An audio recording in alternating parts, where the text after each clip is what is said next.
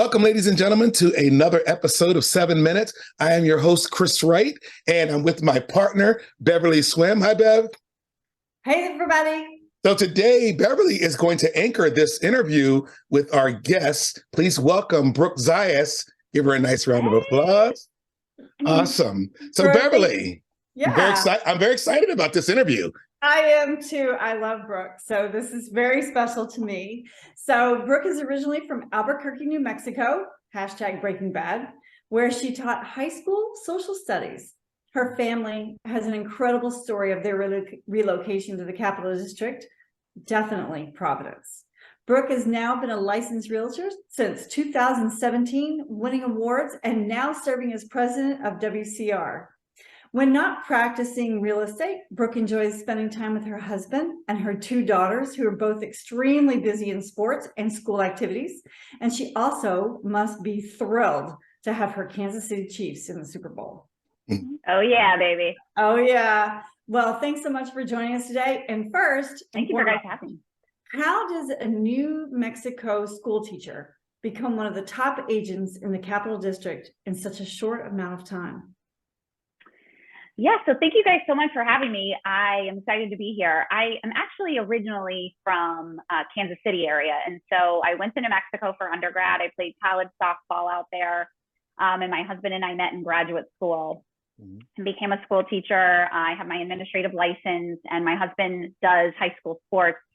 And he was the associate director in New Mexico, and we applied for the New York job. And it was more like, hey, we're going to do an interview experience. We're going to kind of test this out. And he became a finalist for the job. And then he got the job, and we had 5 weeks to move here. So we had 5 weeks to sell a house, buy a house, get one little girl into preschool, get another little girl into kindergarten. And I thought for sure I would be able to teach here, just like I would had I still been in New Mexico. And when we got here, the New York State Public Education Department does licensure very differently than many other states in the country, and they have reciprocity with 0 other states. So I'm not sure if it's 0 anymore, but it certainly was when we moved here. And so here I was with this wonderful teaching experience and 2 beautiful children and a husband with a very fancy title and no job. So, you know, I found real estate to be such an interesting segue into my, I guess, next phase of life. And I found that there was a lot of parallel to teaching. I think there's a lot of really good agents out there that were teachers. I think Christine Marcasello was a teacher. I think Kim Corbett was a teacher. I was a teacher. There's several others. Anyway, I think we all kind of got our starts out there in education. And I think it's just because it's such a people business in both of those jobs. And we know how to communicate really well. So that's kind of my Reader's Digest version of my story there. But well, it makes perfect sense that you're teaching. It helps you understand what your clients are going through, because you had to buy a home and now you know how to explain the process and how to hand walk them through. It makes total sense that these skills that you have as a teacher have transcended into this career. Oh, I think the education piece of real estate is so important. And it's one of the things I'm the most passionate about.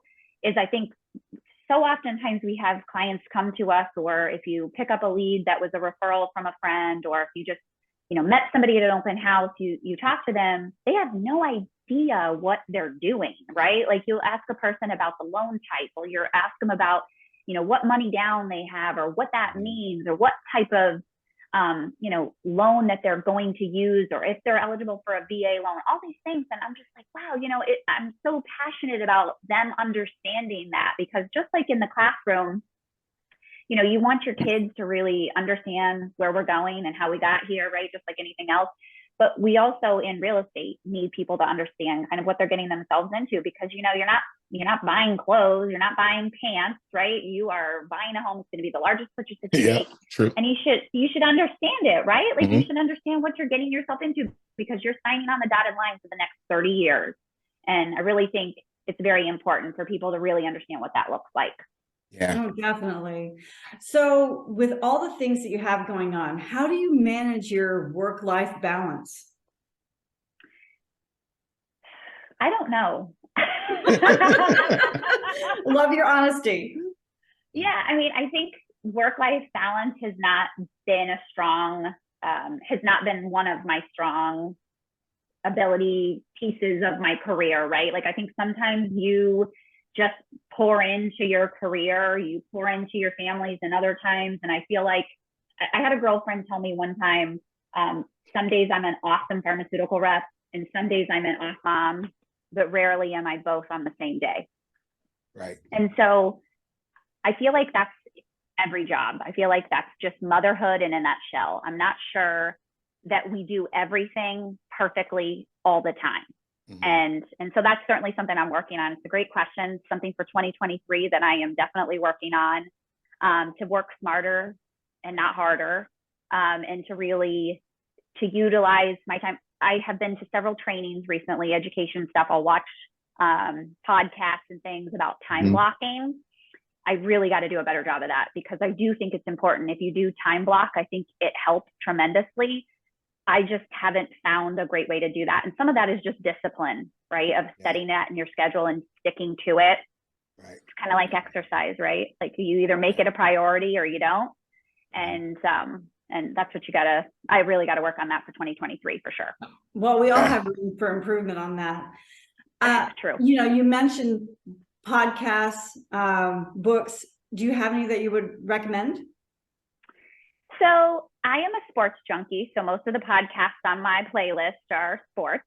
I love Travis Kelce, Jason Kelce. So that's probably my favorite podcast. Has nothing to do with the real estate world.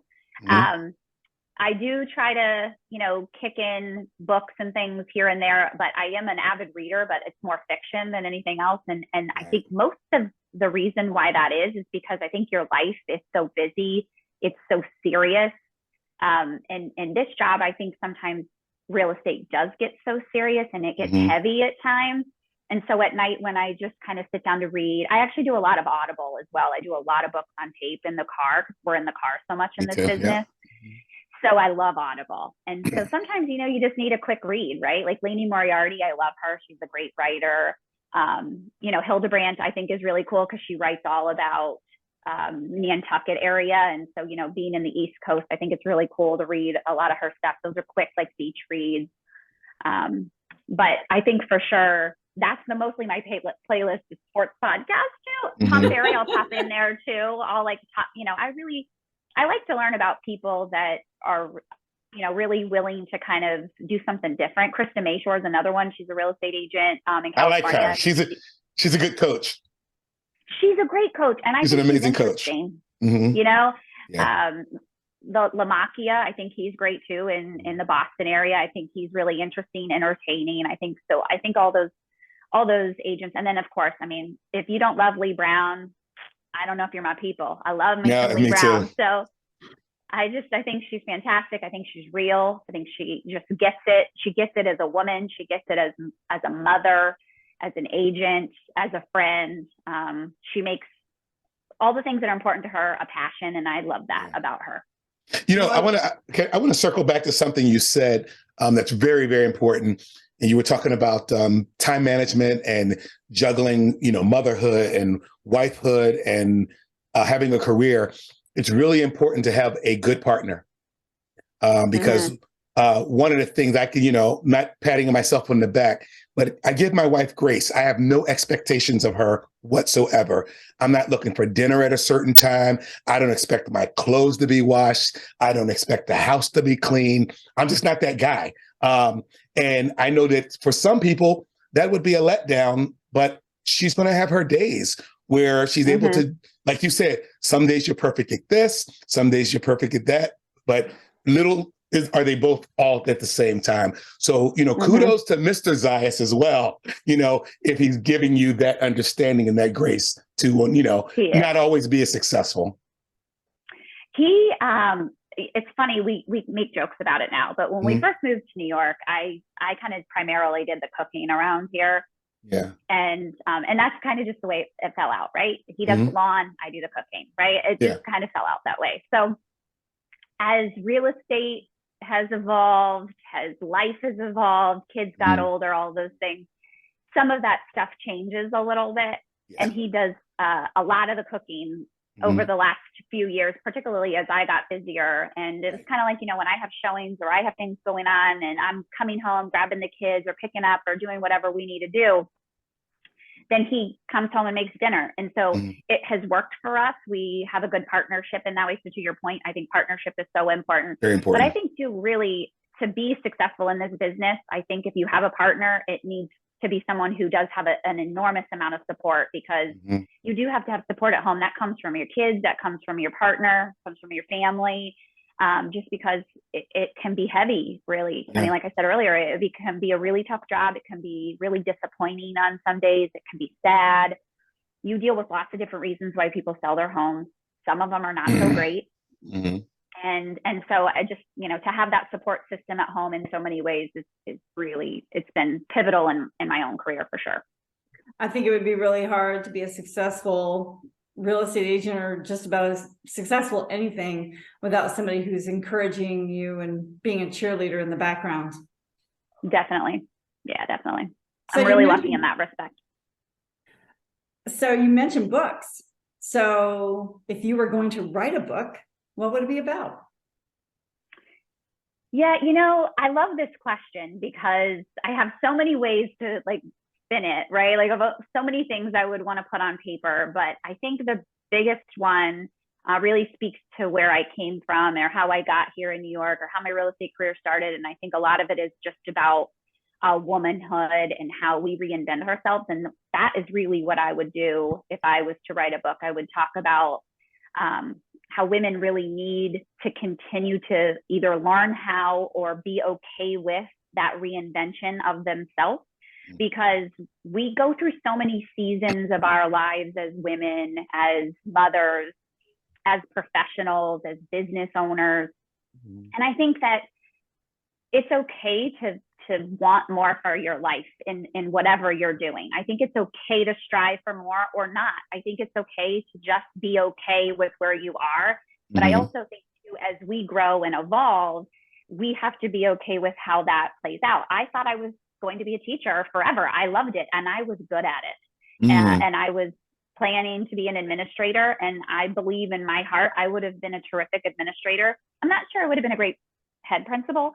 I'm a great assistant in that way, just because no's not my best quality. I don't do no very well, but for sure, I think I would have been a great assistant principal. And so I had to be okay with reinventing myself in that way, and I did. So I think it's okay and it's exciting, and not everything works out.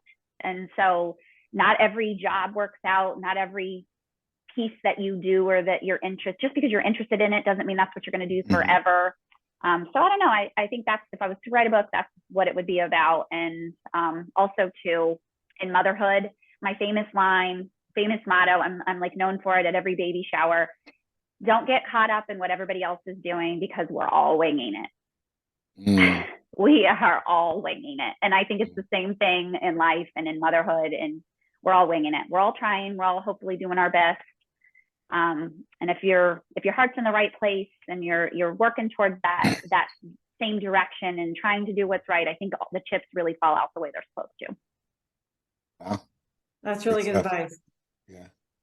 You mentioned WCR earlier, which is Women's Council of Realtors. I wanted to put that out for the fans or public that don't know that. But so we just talked about how full your life is. Why would you take on president of Women's Council?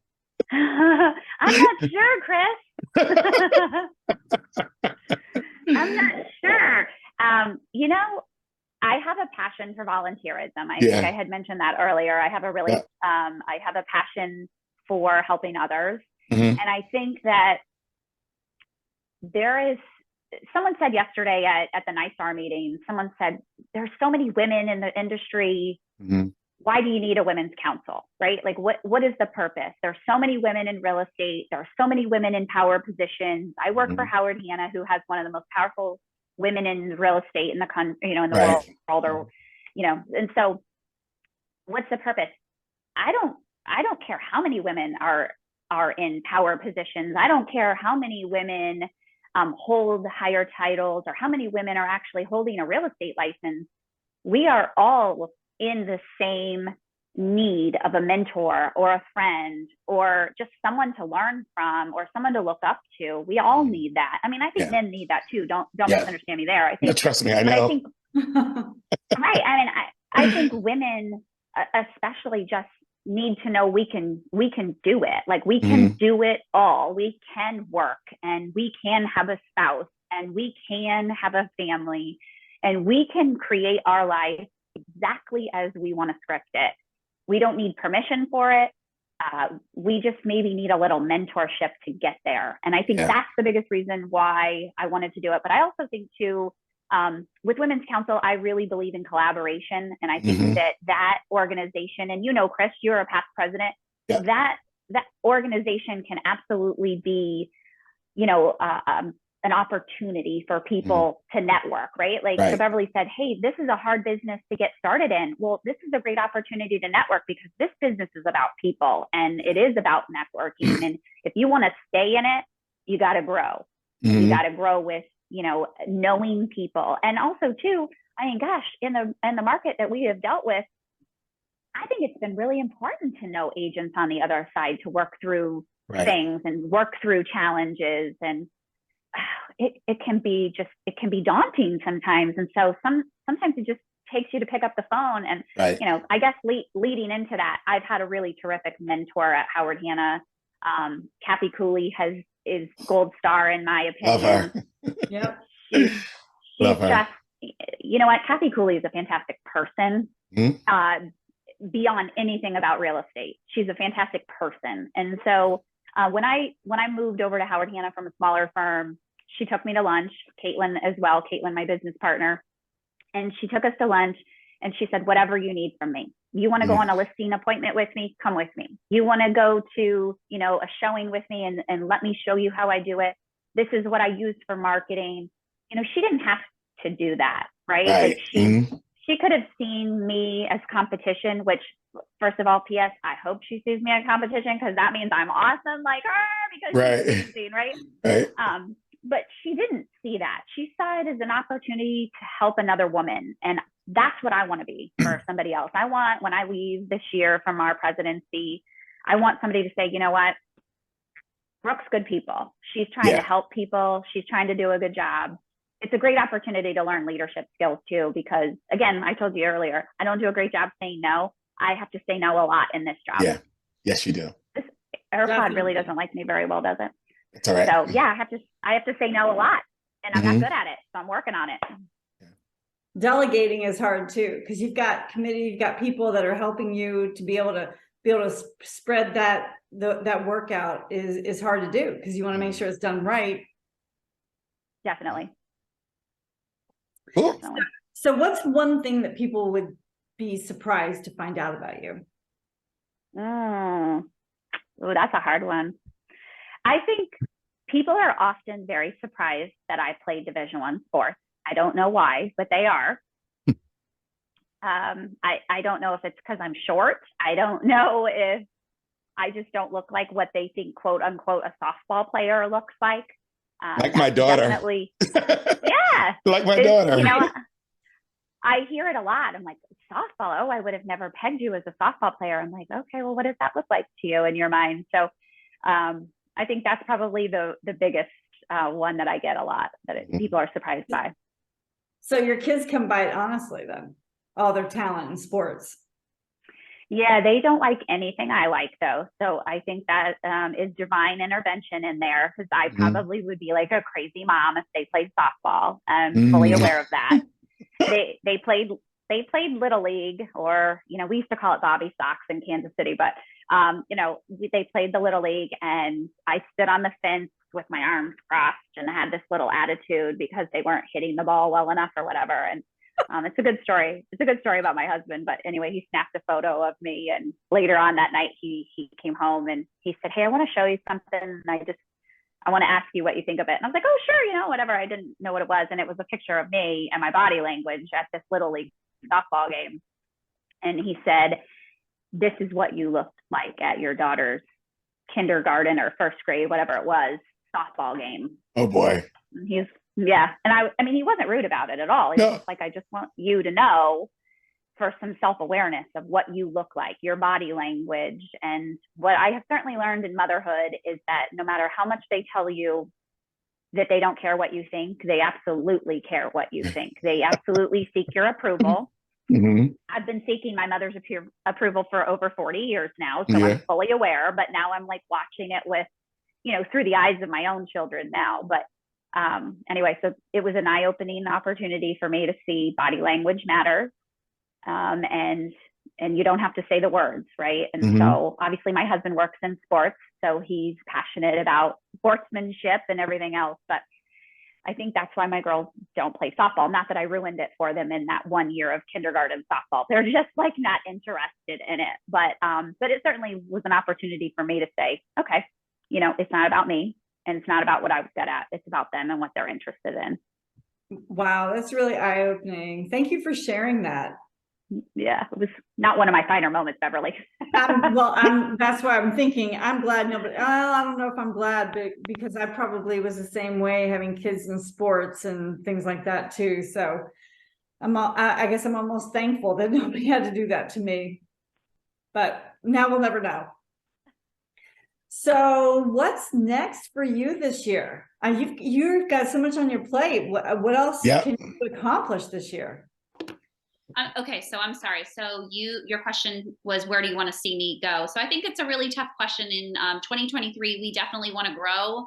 Mm-hmm. We want to continue to do, similar volume, I guess, or better. I mean, everyone wants to do more, I guess, but I don't want to ever get to a point where we stop providing the value that we've always provided. Right. Caitlin and I went into partnership together a few years ago, and she has a passion for volunteerism as well. And that was really where we bonded. But I think the biggest thing for us was we want to always continue to provide value to our people, but also like be there for them, right? Like, I want to be that agent who never shows up. I don't want to be so busy I can't answer your phone call. So I just don't want to do that, because really the thing I'm the most proud of, I think, with this business is that it is similar to teaching. You become a part of their journey, right? Like you become a part of their story, how they, got their first house for whatever reason, whether it was, they moved here for a job transfer, or maybe they graduated college and they're buying their first house. Maybe they're starting a family. Maybe they are having some life changes and they're kind of going to do it on their own for the first time. I think we are a part of their journey, and I like that part, and I don't want to miss out on that. So I hope that we continue to grow and provide. I love the networking piece. I would love to grow in deeper friendships and in partnerships with people that we love to work with and believe in the same things we believe in, and work as hard as we do for our people for all the right reasons. So I think that's what I hope to see from you. Long term, that's what everybody keeps asking me over the last couple of months. Hey, do you have a business plan? Here, what do you want to go long term? I don't know. I mean, I don't know. I got to think about it, though. I mean, I think I would like to do maybe management in the future, but then it takes me away from the people side of it and my own clients. Right. So the only way I would want to do that is if I was able to pour in to people, into agents, or whatever that looked like in an organization. I would want to really pour into people, because that's really where my heart is. Cool. Well, that's it, huh? Cool. See, you did it. Well, thank you. Fell out. No, that's okay, Brooke. Thank you so much for joining us. This was a very, very interesting interview. And with that, we just want to say, wish you well. And I would love to get Dr. Zayas on this show. Oh my God. Yeah, he would love to. I just have so many questions, being a parent of an athlete, and just talking to all these parents out there who are athletes. Maybe he can teach some of them how to behave.